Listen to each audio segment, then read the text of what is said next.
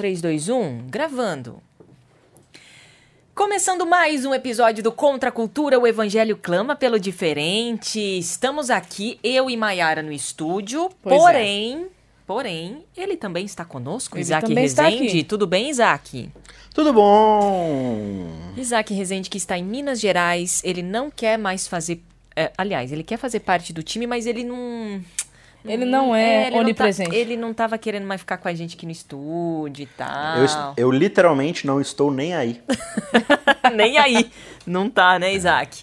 Isaac Não tô Rezende nem aí. está viajando, está aí em outras missões, em outras atividades ocupacionais, mas não nos abandonou. Não, ele não nos abandona. Que Jamais. bom, que bom. Você nos ouve através da Rádio Novo Tempo, você nos ouve através do aplicativo de podcast ou através do Spotify. Agora estamos no Spotify, gente. Que chique. Meu, que chique. Aliás, tem todos os nossos episódios lá, mais de 120 episódios para você escutar do Contra a Cultura. Então se organize. Nessa altura, 130 e pouco já. 130 e poucos, né? Verdade. Passou de 130 já. É uma longa jornada na estrada da vida, né? Esse lembrei Contra a disso. Cultura. Mas muito satisfatória, diga-se de passagem. Você também pode ouvir os episódios lá no novotempo.com/contracultura. 8º episódio da nossa série Venha a Nós o Teu Reino. A gente está conversando sobre unidade cristã, unidade em Jesus Cristo. O que significa isso? Como conseguir isso? Como tirar o nosso eu da reta e deixar que Cristo, de fato, comande a parada? Exatamente. Não é? E hoje, 8º episódio dessa nossa série de 13 episódios, e o título é O Resto é Mimimi. Como assim, Isaac Rezende? Ah, ficou esse título mesmo? Nossa, achei que era brincadeira. Não, a gente vai enfatizar hoje a questão da unidade na doutrina, né? A gente fala, usa muito a palavra, não, porque na minha fé, tal, ou a minha fé é baseada em tal. E muitas vezes a gente nem sabe o que isso significa, né? Sendo que, na verdade, a ideia de fé não é um conjunto doutrinário necessariamente, mas fé no conceito bíblico é a ideia de você acreditar em algo solidamente, mesmo que você não tenha todas as provas que você precisa. É acreditar solidamente e viver.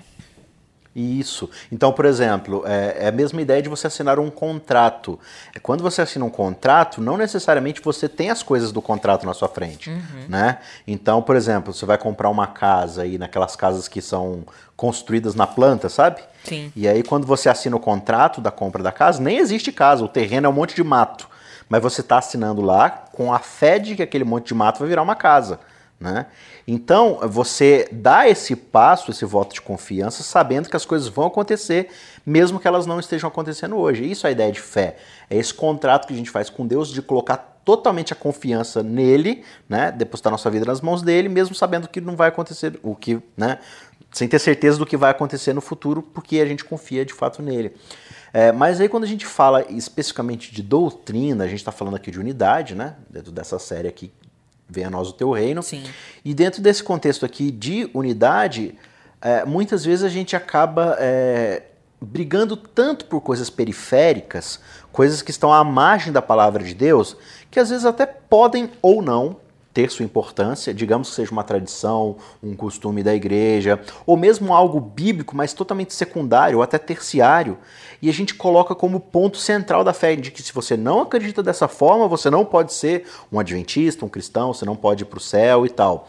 E muitas vezes essas coisas são simplesmente culturais ou periféricas, de uma questão de escolha ou não, entendeu? Ah, você gosta de suco de laranja ou suco de uva? Ah, eu gosto de uva. Não, se você não gosta de suco de laranja, você não vai pro céu. E a gente muitas vezes não se foca, de fato, no que o centro do evangelho quer trazer pra gente, né? Aquele core, aquela essência doutrinária de que a gente muitas vezes baseia e constrói os pilares da fé que a gente tem em Deus, né? Então acho que o episódio de hoje a gente vai discutir um pouco sobre quais são as crenças mais fundamentais e essenciais da Igreja Adventista. Exatamente. E você que está ouvindo o episódio não é um adventista do sétimo dia, hoje você vai ficar conhecendo uma das nossas principais bases de pilares, crenças, né? Mas também você pode aplicar isso para a tua igreja. Como é que sim. na sua igreja, os pilares de crenças da tua igreja têm às vezes ficado abalados por conta de outros debates, outras discussões, conflitos e tal, né? E a gente vai propor esse debate hoje aqui, até para abrir a nossa cabeça como adventistas do sétimo dia e começar a entender um pouco o macro, assim, olhar de cima toda essa nossa situação e ver, e aí, a gente está caminhando juntos? Estamos com o mesmo propósito? Acho que o objetivo do Guia de Estudos hoje é relembrar a identidade. Né? Inclusive, falando em identidade, o nosso verso-chave tem tudo a ver com isso. Atos 4:12, e não há salvação em nenhum outro, porque abaixo do céu não existe nenhum outro nome dado entre os homens pelo qual importa que sejamos salvos. Ou seja, a identidade aqui é puramente o quê? Cristo. Exato. E a primeira verdade que todo adventista e cristão tem que ter é que não existe a menor possibilidade de nós termos salvação fora de Jesus. Não existe nada que nós possamos fazer que nos dê o crédito com Deus. Somente o que Cristo fez e faz. E essa é uma base de crenças da nossa igreja, né? Que é a graça tão mal entendida, né, galera? Tão mal entendida. Sim. Se você não parte dessa base, não tem nem condição de você ser cristão. Não estou falando nem de ser adventista, Sim. ser cristão. Cristianismo é a fé na certeza de que Cristo morreu pelos nossos pecados, julga vivos e mortos baseados nos méritos que Ele tem sobre nós. Então, se nós tentamos usar nossos próprios méritos, o julgamento vai ser pesado e vai nos destruir completamente. Mas se nós aceitarmos que Ele morreu por nós como punição pelos pecados que nós cometemos, então nós não temos nada a temer. Isso é a fé cristã essencial. Essencial. Se você não acredita nisso, não tem como você ser um cristão. Você pode ser qualquer outra coisa menos um cristão. Bom, então já que você citou, né? Então essa é uma base da crença adventista, mas a gente coloca isso num nível muito maior, que é o cristianismo, né? Então, acima do adventismo, qualquer pessoa que se considere um cristão... Aliás, eu acho que é muito interessante a gente falar aqui também que existe a denominação adventista do sétimo dia, assim como existem mais de 40 mil denominações em todo o planeta, até por conta de N interpretações da Bíblia, né? Agora, primeiramente e essencialmente, nós não somos adventistas, nós somos cristãos, nós somos...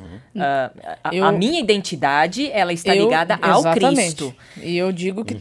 E há uma denominação que representa e me traz a representatividade diante da palavra, me traz bases de crenças. É por isso que eu, Bianca, falo por mim, Maiara fala por ela, Isaac por ele, eu sou adventista do sétimo dia porque faz sentido para mim olhar as doutrinas da igreja, olhar as bases de crenças da igreja e ver que ela está de acordo com a palavra. Faz sentido para mim porque são avenidas que me conduzem a Cristo, porque a partir do momento que qualquer uma delas me desviar de Cristo, eu descarto.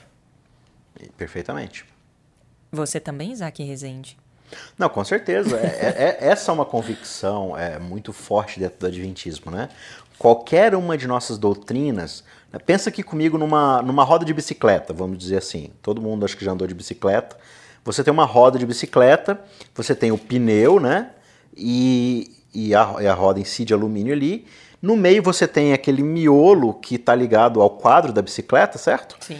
E entre esse miolo e o pneu você tem vários raios, né? É chamado, inclusive, de raio, né? São vários filetes de coisa ali que ligam o miolo até o pneu. Digamos que esses raios são as doutrinas adventistas e esse miolo da bicicleta é a ideia da justificação pela fé em Cristo, é o conhecimento do Cristo genuíno, né?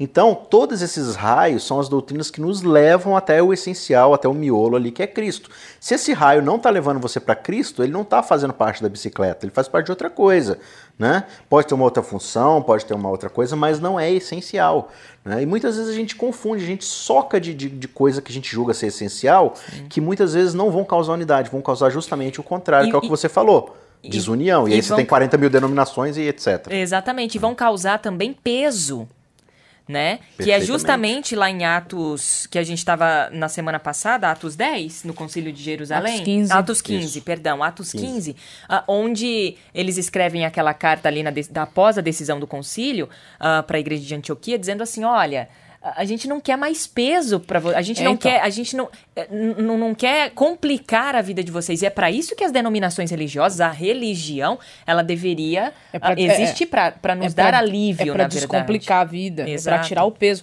Mas tudo aquilo que sai fora do escopo do evangelho, tudo aquilo que não passa pelo filtro do evangelho, ele vai trazer peso. Sim. Ao passo que o evangelho quer libertar, existem coisas que a gente impõe sobre a vida de outras pessoas que não liberta, mas coloca mais peso ainda em cima. Aí fica insuportável. E é por isso que a gente não entende tanto a questão da graça. Porque ela é simples. Pois é.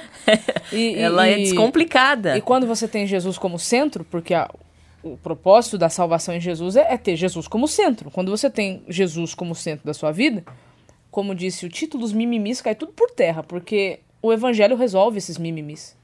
O evangelho resolve tudo. O problema é que nem sempre o evangelho é o centro da minha vida. Bom, olha que interessante, rapidinho, antes de você continuar aí.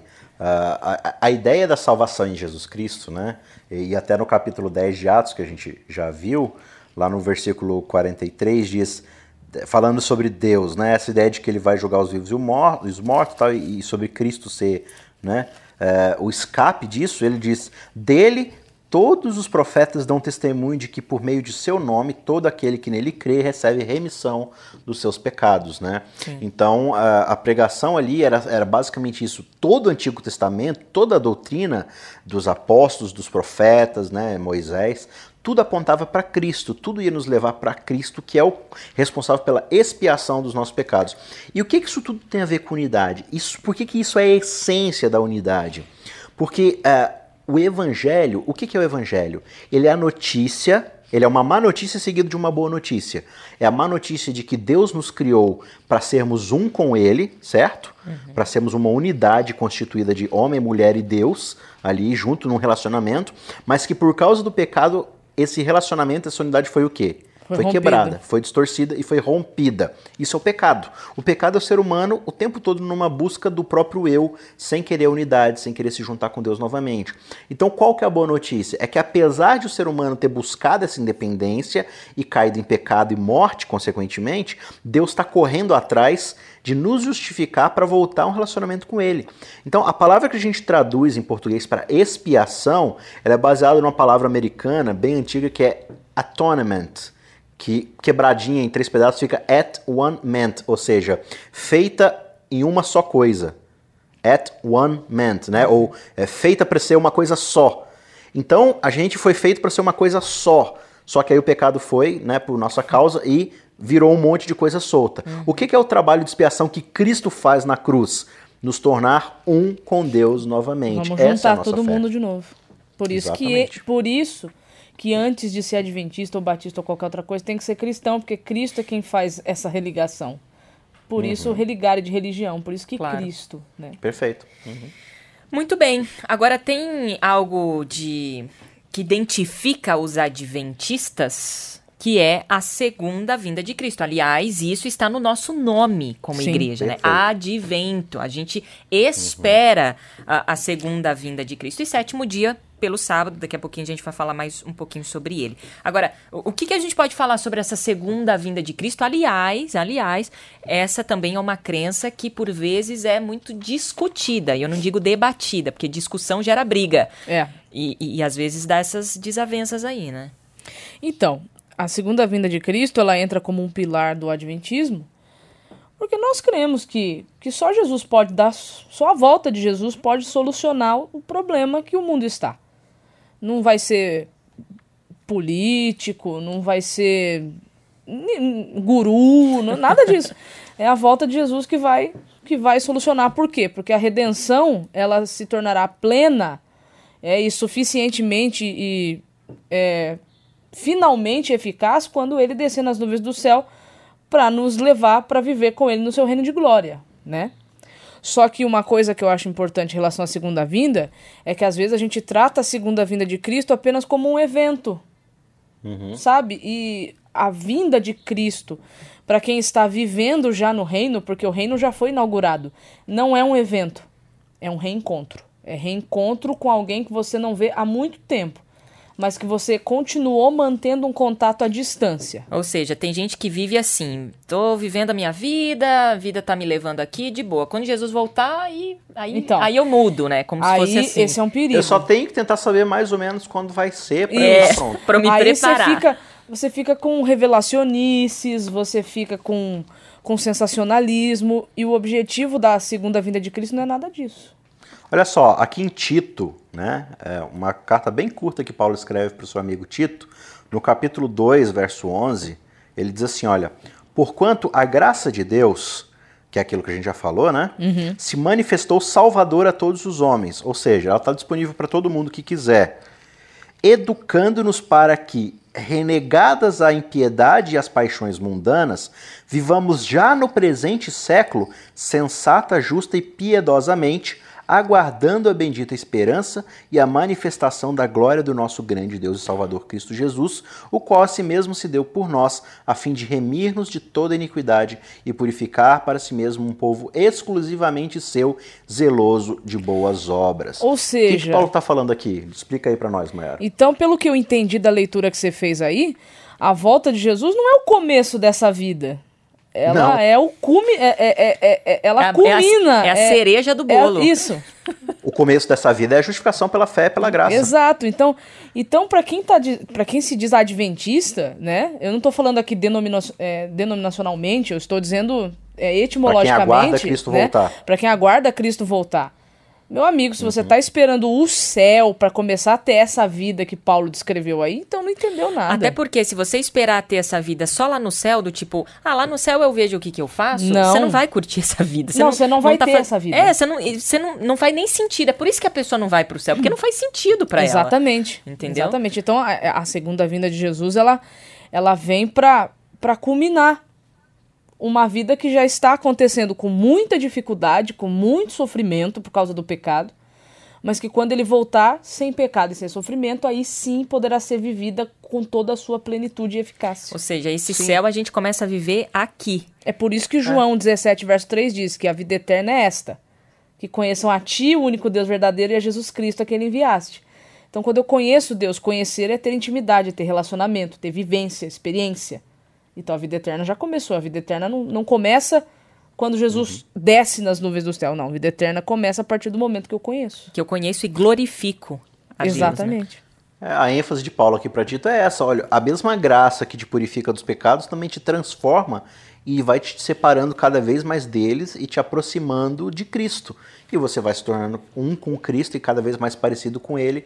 E ele fala, o que Deus quer é um povo separado que demonstre quem ele é de fato, né? A glória de Cristo está depositada em nós a partir da graça. Então cabe a nós, pelo Evangelho e pela graça de Deus e pelo Espírito de Deus, sermos pessoas diferentes, sermos aquilo que Deus nos criou originalmente para ser. Então, como a Mayara bem falou, a ideia da salvação e do céu não é eu não ser pego desprevenido, é eu voltar a ser aquilo que eu fui criado para ser lá no Éden, lá no começo. E isso não é um evento, isso é a vida. Exato. Isso é a preparação para uma vida. Então, a segunda vinda de Cristo também será um ato de graça. Perfeito. Por conta de todo esse processo, eu estou vivendo esse processo, é como se Deus... Olha, agora você pode vir morar comigo para sempre. Seria basicamente... Eu vou te restaurar. É porque eu te amarrei. A palavra aliança no Antigo Testamento, Berit, né? Eu te amarrei. Com o meu amor, eu não quero soltar. Ou seja, aquela frase que o Jefferson Pilar disse uma vez que eu escutei em algum lugar, acho que foi até no Conexão Jovem, ele falou assim, a gente não tem que se preocupar com a segunda vinda de Cristo, mas eu tenho que me preocupar com a minha volta para Ele todos os dias. Exato. Né? É lógico que esse evento ele é aguardado por mim, porque se eu estou me preparando para Ele todos os dias, se eu estou voltando para Cristo todos os dias, eu quero que Ele volte para mim. Né? Claro que eu vou esperar esse evento, mas quando eu estiver preocupada mais com essa minha volta para ele do que essa volta dele para mim, que é esse evento glorioso, magnífico e esse presente que ele vai me dar, Aí sim eu tô nesse processo. Aí receber a volta de Cristo pra mim vai ser um presentaço, né? Sim. Quando a Qual volta que é Oi. Quando a volta de Jesus parar de ser só um evento pra mim, aí eu realmente me preparo pra ele. Sim. Né? Não, você vê lá na grande parábola que Jesus conta sobre os bodes e os carneiros, né? Sobre os servos que se preparavam ou não. Lucas Ele 12. fala, olha, e Mateus 25, 26, sei lá. Por Também, aí. que ele fala acho que é isso, né? Se não estou enganado. Naquele dia, né, muitos dirão, Senhor, Senhor, É Mateus 25. mas em teu nome, né? E aí ele fala assim, não, o reino de Deus, o céu que está preparado é para aqueles caras ali. Aí os caras viram e falam assim, oi? Como assim? Mas eu não me preparei para tua vinda, eu estava muito ocupado Servindo. vivendo o céu aqui, entendeu? Não, mas tipo o rei, isso. você não entendeu, o reino do céu não é um lugar que você vai fazer uns negócios para entrar. O reino de Deus é um lugar que você vai entrar para fazer os negócios. Exatamente. Entendeu? É só uma consequência natural daquilo que você já está vivendo na graça do reino hoje, que já foi inaugurado em Cristo. Né? Exatamente. Olha só, a gente tá com o tempo um pouquinho avançado e eu sempre digo isso porque não é uma novidade. Porque realmente o tempo é Porque curto. realmente o tempo curto. urge. O tempo avoa, como nós dizemos aqui.